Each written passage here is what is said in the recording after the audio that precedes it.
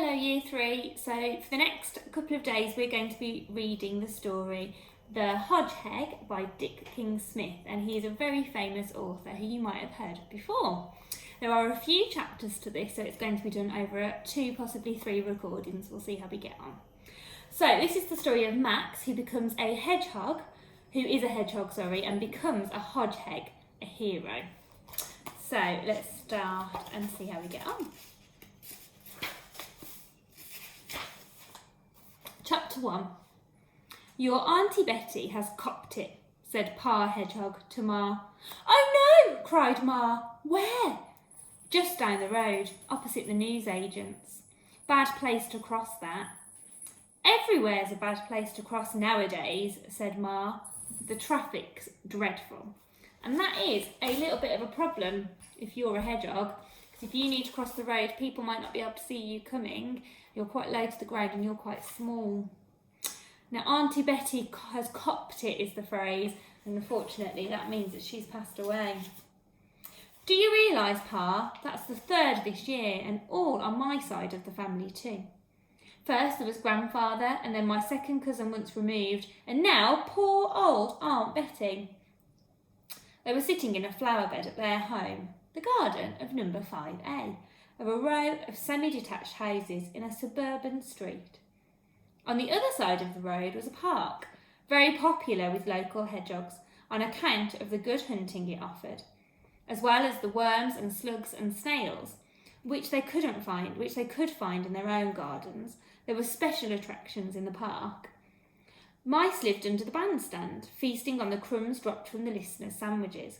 Frogs dwelt in the lily pond, and in the ornamental gardens, grass snakes slithered through the shrubbery, the bushes. There is that beautiful garden there. And if you haven't seen one before, this is a bandstand.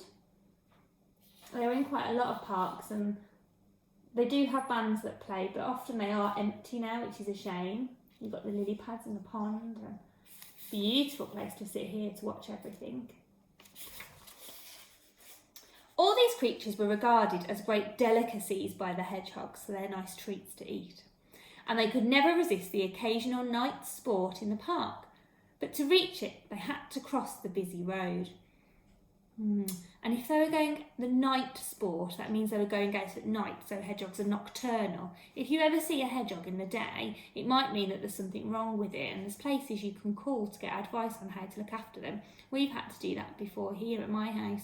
When a hedgehog was in the garden one day, we had to take it to a rescue centre, because if they're out in the day, it normally means something's happened to them, and they're a bit disorientated or poorly, or they've had an accident. So being nocturnal means you're out at night. Poor old Auntie Betty, said Ma again. It's a hard life, and that's flat. It's a hard death, said Pa sourly, and that's flat too. Talk about squashed. The poor old girl was... Shh, said Ma at the sound of approaching footsteps. Not in front of the children. As up trotted 4 small figures, exact miniatures of their parents, except that their spines were still greyish rather than brown. The spines are like the prickles on a hedgehog and other animals like porcupines, and when hedgehogs are babies they're more of a grey colour, and then as they get older they get brown and darker. 3 of them were little sows, named by Ma, they're the girls, who was fond of flowers. They were called Peony, Pansy and Petunia. Pa had agreed reluctantly to these names, but had insisted upon his own choice for the boys. And the 4th was a boy, a little boar. So the girls are called sows and the boys are called boars. Boys, he said, needed noble-sounding names, and the 4th youngster was therefore called Victor Maximilian St. George, Max for short. Almost from the moment his eyes had opened, while his prickles were still soft and rubbery, Max had shown the promise of being a bright boy, and by now his eyes, his ears and his wits were all sharp as spines. What are you talking about, Ma? He said. Nothing, said Ma hastily, quickly. You wouldn't be talking about nothing, said Max, or there wouldn't be any point in talking. Don't be cheeky, said Pa, and mind your own business. Well, I suppose it is their business really, isn't it, Pa? Or soon will be, said Ma. They're bound to go exploring outside our garden before long, and we must warn them. You're right, said Pa. Now then, you kids, just listen to me. And he proceeded to give his children a long lecture about the problems of road safety for hedgehogs. Max listened carefully. Then he said, Do humans cross the road? I suppose so, said Pa. But they don't get killed. Don't think so, said Pa. Never seen one lying in the road, which I would have if they did. Well then, said Max, how do they get across safely? You tell me, son. You tell me, said Pa. I will, said Max. I will. How do we get across the road safely? Have a think. Chapter 2.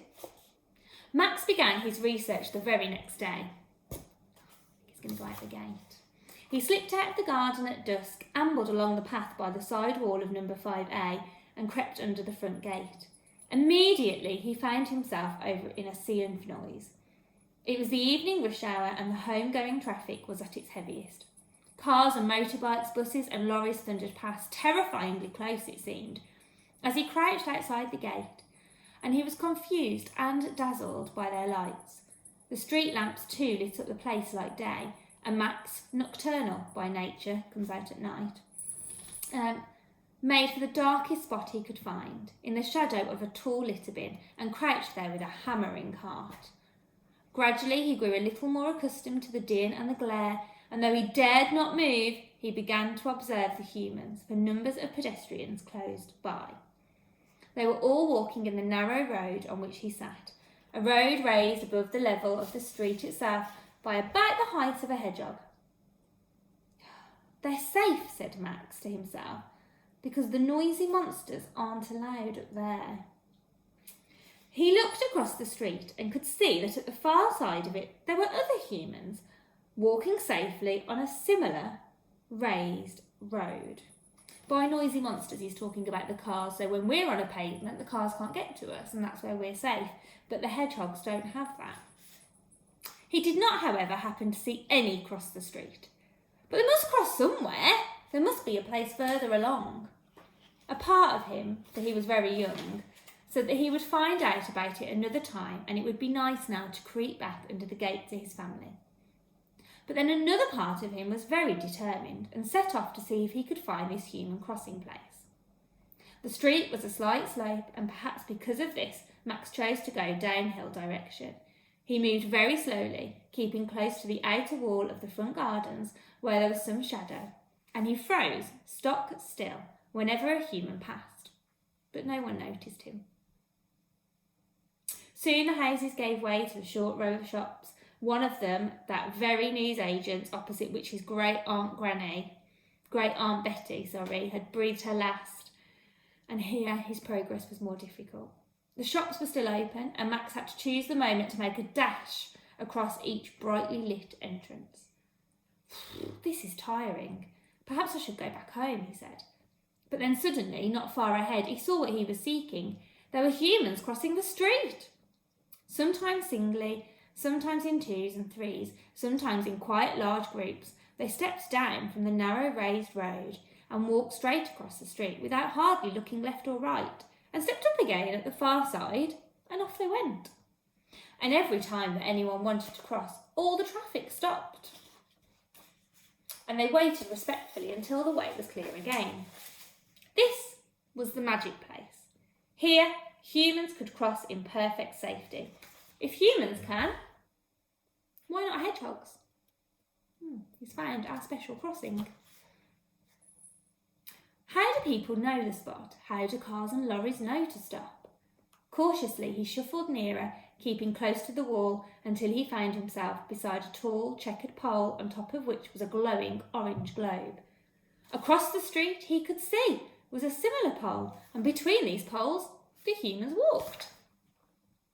Biding his time till a moment when there was no one about, Max crept forward to the edge of the raised road and peered down.